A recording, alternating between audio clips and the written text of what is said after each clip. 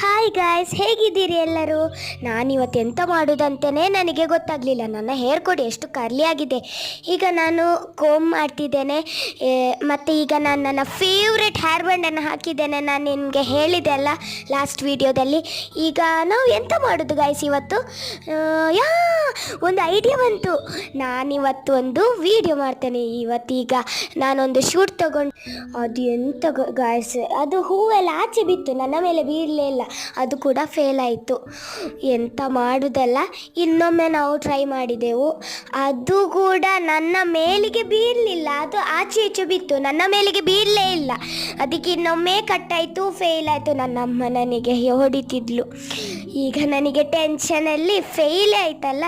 ಈಗ ಎಂತ ಮಾಡೋದು? ಬೆವರು ಮಾಡಿ ಮಾಡಿ ಫೈನಲಿ ಅದು ಪಾಸ್ ಆಯಿತು. ಮತ್ತು ಬೆವರು ಸುರಿಸಿ ಎಲ್ಲ ಮಾಡಿದ್ದು ಪಾಸ್ ಆಗದೆ ಅಂತ. ಸೊ ಬಾಯ್ ಬಾಯ್, ಸಬ್ಸ್ಕ್ರೈಬ್ ಮಾಡಿ ಆಯಿತಾ ನಿಮಗೋಸ್ಕರ.